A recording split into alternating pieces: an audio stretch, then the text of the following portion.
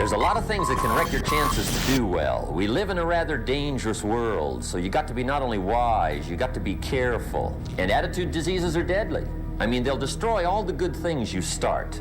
So we'll go through those attitude diseases, how to spot them, how to look for them, what they are, and the cure.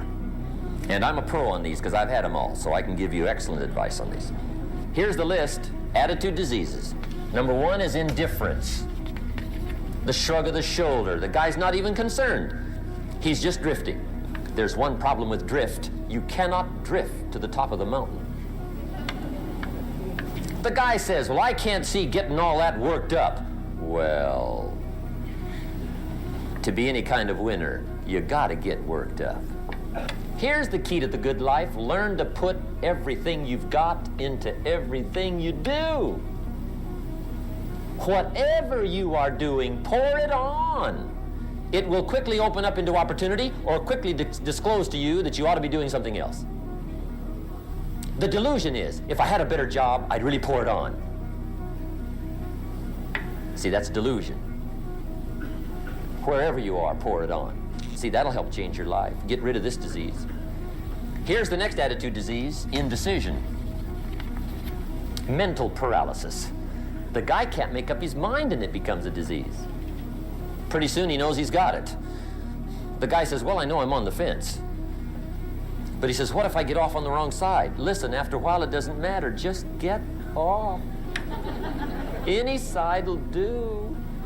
Here's the best way to live. One way or the other. That's best. Pick a direction and go with everything you got. Just pick one and go. Somebody says, yeah, but what if it's the wrong direction? You'll find out quicker. A life full of adventure is a life full of many decisions. The ones that turn out to be wrong give you better experience to make better decisions. So don't see how many decisions you can get out of, see how many you can get into. That's where the adventure is. So shake off this disease, indecision. The next one is doubt. Doubt's like a plague. And one of the worst is self-doubt. There are many, but that's one of the worst. The guy doubts himself. Doubts if it'll last that long for him, doubts if he can do that well, doubts if he can make that much, doubts if he can accomplish all that. A chronic, excellent self-doubter. You can imagine what damage that does to your future. So here's the key. Turn this coin over and become a believer. And there's many things to believe in. One of the majors is yourself. The understanding of self-worth is the beginning of progress. Now, if those three don't get you, this one will. Worry. That's a devastating disease. Worry causes health problems, social problems, personal problems, family problems. It's devastating. Worry long enough, it'll drop you to your knees. Could reduce you to begging. I know how bad this one is. I used to have it bad.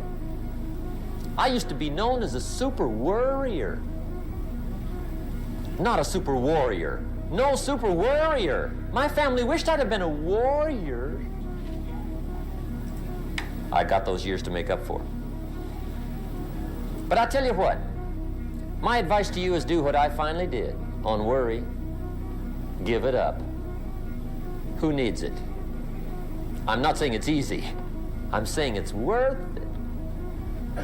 It took me almost 1 year to kick the worry habit, and it was not an easy year. It was one of the toughest years I ever spent, but I finally got that monkey off my back. And I discovered you could live the most incredible life free of worry. Not free of challenge, not free of difficulty, free of worry.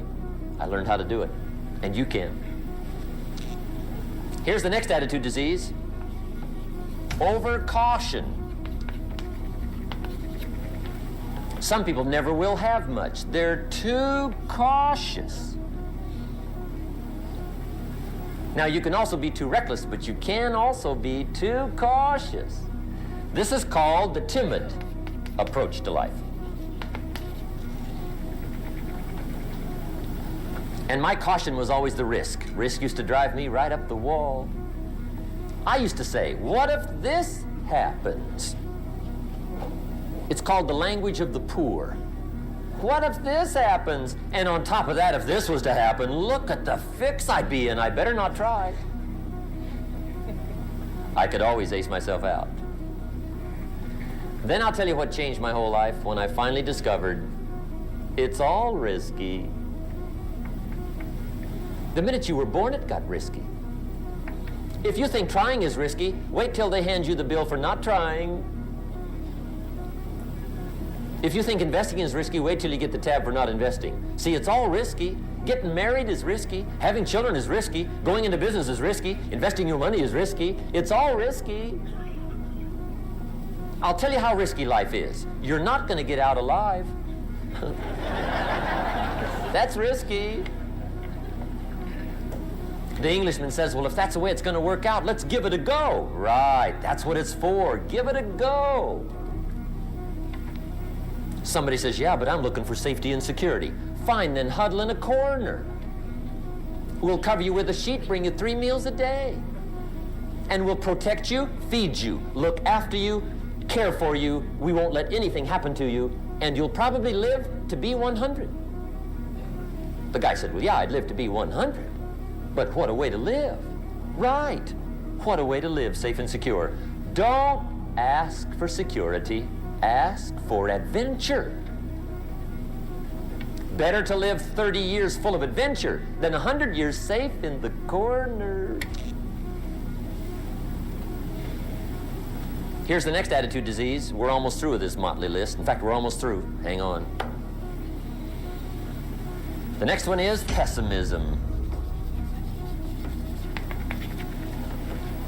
Pessimism, the deadly disease of always looking on the bad side, the problem side, the difficult side, checking all the reasons why it can't be done. The poor pessimist leads an ugly life. He doesn't try to figure out what's right. He tries to figure out what's wrong. He doesn't look for virtue. He looks for faults. And when he finds them, he's delighted. How ugly. This is the poor guy who looks through the window, doesn't see the sunset. He sees the specks on the window.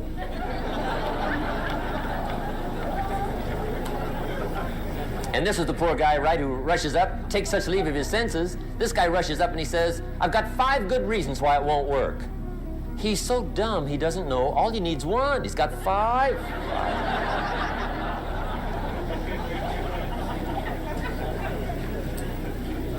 To the pessimist, the glass is always half empty.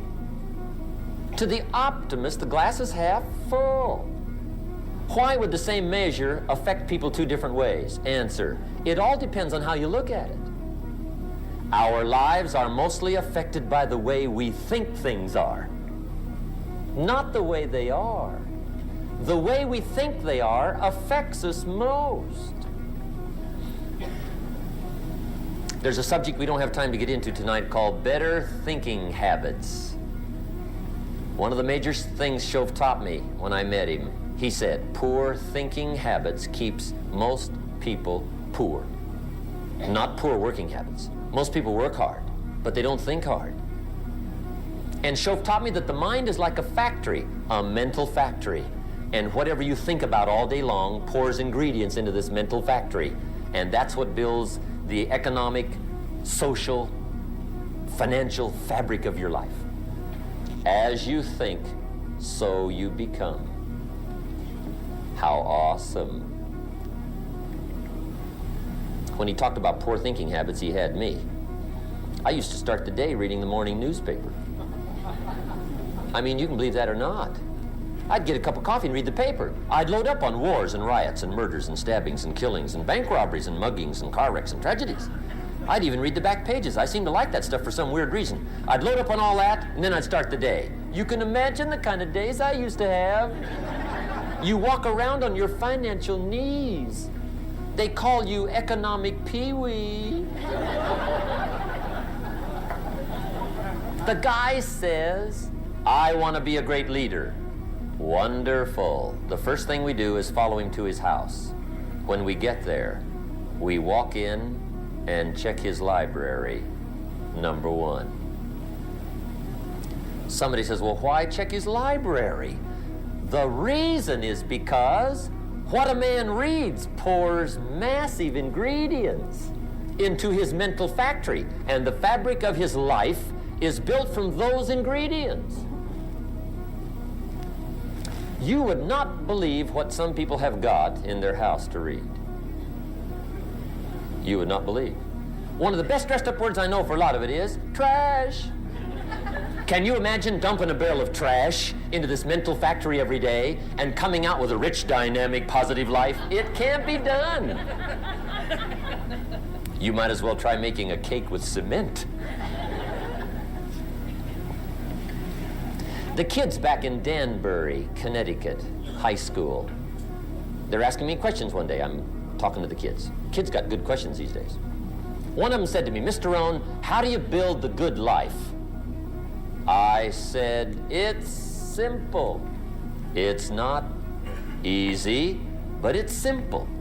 Here's how you build anything. Select the right ingredients, keep out the wrong ingredients, and it starts with thought. Everything starts with thought. So you must be wise and careful what you think about, because that starts everything. I asked the kids, what would happen if somebody dropped sugar in my coffee? They said, well, you'd be okay. I said, what if somebody dropped strychnine in my coffee? They said, well, you'd be dead. I said, correct. Lesson 1. Life is both sugar and strychnine. You gotta be careful. I said, what if my worst enemy drops in the sugar? They said, will you be okay? I said, what if my best friend, even by accident, drops in the strychnine? They said, well, you'd be dead. I said, correct. Lesson 2, watch your coffee.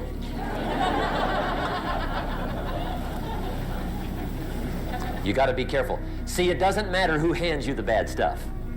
It doesn't matter where you get the bad stuff. It'll still do its damage on your bank account, wherever you get it.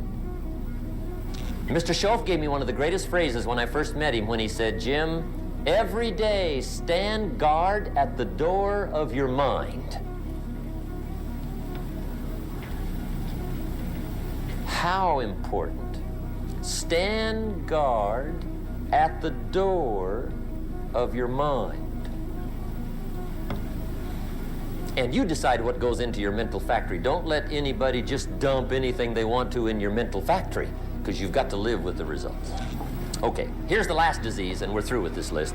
The last subject is very brief. The last disease, but this one is deadly. Engage in this one, indulge in it even slightly, and you might as well forget the future, because it's going to forget you. Complaining, crying, whining, griping, a Bible word called murmuring. See, that'll ace your future. Spend 5 minutes complaining, and you have wasted 5. And you may have begun what's known as economic cancer of the bone. Surely they will soon haul you off into a financial desert and there let you choke on the dust of your own regret. I hope I said that well, so you won't forget. It's a deadly disease. Just be on the lookout of the things that can destroy all the good you start. The war is on. And this evening, tomorrow, mentally, personally, socially, economically, you got to make sure you're winning the war. And this is part of it. If you want